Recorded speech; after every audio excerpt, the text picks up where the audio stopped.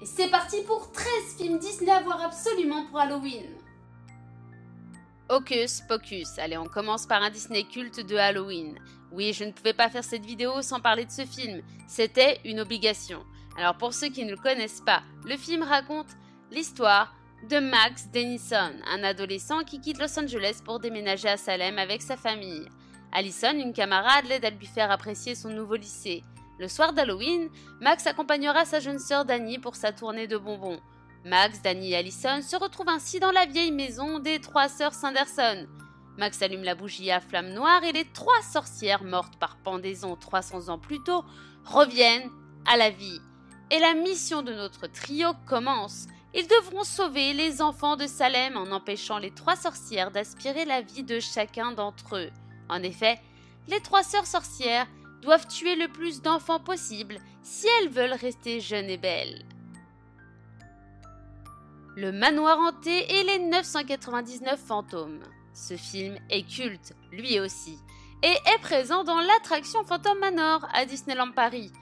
Sarah Evers et Jim Evers sont des vendeurs de biens immobiliers passionnés par leur travail mais possédant quelques soucis familiaux avec leurs deux enfants. Mais lors de la visite d'un manoir, toute la famille, pensant passer un week-end agréable au lac, se verront chargés d'une mission, celle de briser la malédiction du lieu. Et c'est ainsi que l'aventure pour cette famille commence. Moi je l'aime énormément ce film, et j'adore le revoir à chaque Halloween. Les films de Tim Burton sont une évidence pour passer un bon Halloween. Alors pour commencer, voici Frankenweenie, qui raconte l'histoire de Victor Frankenstein, un jeune garçon solitaire qui vit avec sa famille et son chien Sparky. Victor possède peu d'amis et pour changer ça, il s'inscrira à un tournoi de baseball. Mais pendant le match, en allant chercher la balle, Sparky meurt écrasé par une voiture. Victor, totalement anéanti, voit un espoir quand il assiste au cours de Monsieur Riggs-Kruski, son professeur de sciences, qui apprend à ses élèves que même mort, un animal réagit au contact de l'électricité, leur demande de réaliser une expérience sur ce sujet. Le soir même, Victor part déterrer son chien et lui redonne vie grâce à l'électricité, et c'est là où tout se gâtera. L'étrange Noël de Monsieur Jack. La fête d'Halloween s'est bien passée. Alors, dans la ville d'Halloween, là où vivent des fantômes, des ghouls, des gobelins, des zombies, des démons, des momies, des vampires, des loups-garous et des sorcières, etc. C'est la fête pour célébrer la réussite de leurs exploits. Mais voilà que Jack Skellington, l'épouvantail, déprime un peu, et lors d'une randonnée, il se retrouvera dans la ville de Noël, et il sera ébloui par ce qu'on y fête. Et le voici pris d'une idée. Remplacer le Père Noël pour s'occuper cette fois-ci de Noël. Mais les choses se gâteront. Si vous n'avez jamais vu ce film, je vous conseille de le voir au moins une fois dans votre vie. Coco. La musique est interdite au sein de la famille de Miguel Rivera depuis 4 générations.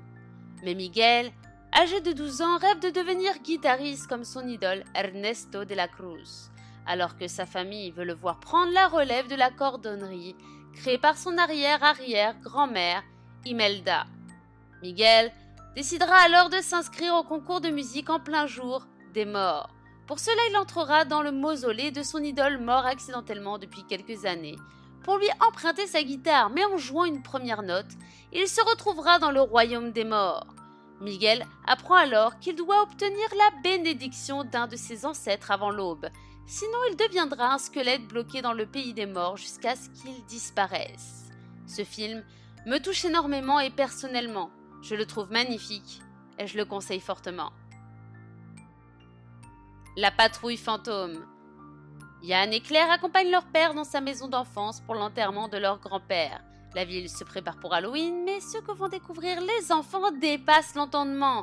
En effet, ils vont ainsi découvrir que les fantômes existent. C'est certes un vieux film, mais ça fait du bien de se replonger dans ce genre d'histoire. Le fantôme de Barbe Noire. Ah, ce film. Un vieux film, certes, datant de 1968, mais qui a, je trouve, très bien vieilli. Le film raconte l'histoire de Steve Walker, un entraîneur d'athlétisme qui arrive dans une petite ville côtière.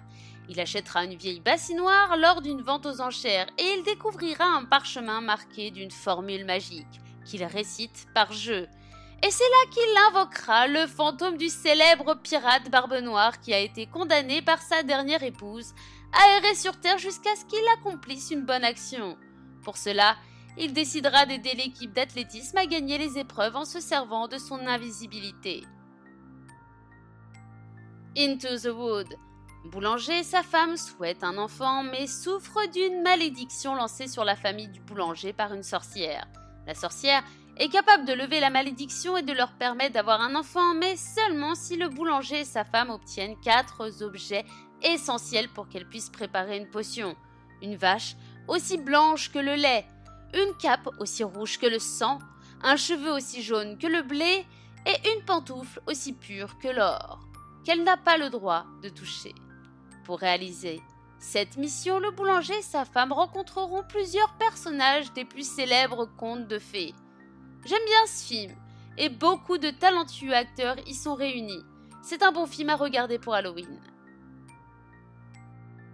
Les sorcières d'Halloween racontent l'histoire de Aggie Cromwell, qui est une puissante sorcière qui quittera sa cité d'Halloween pour le monde des mortels dans le but de demander à sa fille Gwen et à ses petits-enfants de l'aider à sauver sa ville des forces du mal. Une fois dans le monde des mortels, Aggie parle à sa fille qui refuse de l'aider. Mais Marnie, la fille de Gwen, les entendra et comprendra alors qu'elle est aussi une sorcière et décidera de suivre sa grand-mère dans ses aventures. Ah, les sorcières d'Halloween! J'adore! Des suites ont été réalisées après le premier opus, de quoi se faire une bonne après-midi sur le thème des sorcières.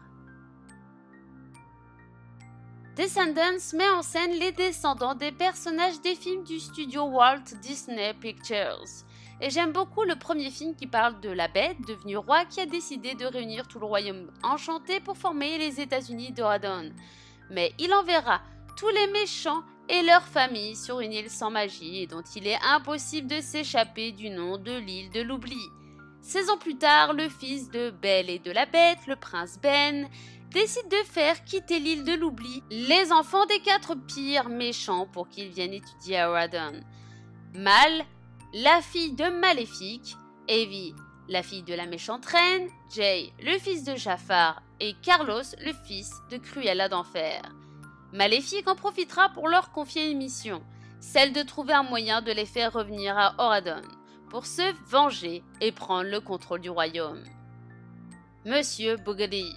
Une famille d'artisans farce et attrape emménage dans une lugubre maison, réputée hantée par un sinistre fantôme. Alors oui, c'est aussi un vieux film Disney, mais c'est aussi un classique à voir au moins une fois dans sa vie.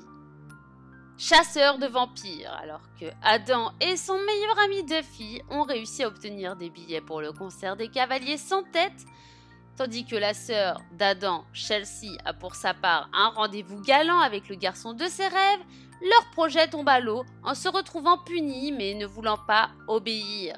Ils s'arrangent pour éloigner leur mère de la maison le soir où ils avaient prévu de sortir, en lui organisant un rendez-vous galant avec un parfait inconnu.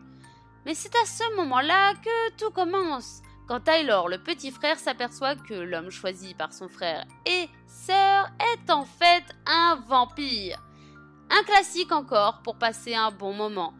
Moi, j'adore les acteurs du film, donc je trouve ça cool. Et je finirai avec Taram et le chaudron magique. Alors oui, je choisis lui car il est quand même effrayant et je trouve qu'il a totalement sa place dans ce classement. Dans la petite ferme de l'enchanteur d'Alben, Taram, un jeune valet de ferme, apprendra grâce au don divinatoire de la truie Tirelire que le seigneur des ténèbres recherche un chaudron magique permettant de ressusciter une armée de morts-vivants. L'enchanteur, craignant que le seigneur des ténèbres essaye de kidnapper Tirelire pour localiser le chaudron, demandera à Taram d'amener Tirelire dans un chalet secret près de la forêt interdite.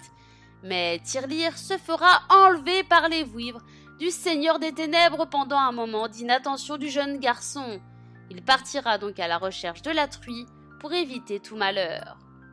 Considéré comme sombre et sinistre pour un Disney à l'époque, Taram et le chaudron magique fut un échec commercial. Mais parce que justement on est loin de la magie Disney avec ce film, Il correspond donc d'autant plus à la période de Halloween. J'espère en tout cas que vous avez aimé cette vidéo et je vous souhaite une bonne fête d'Halloween.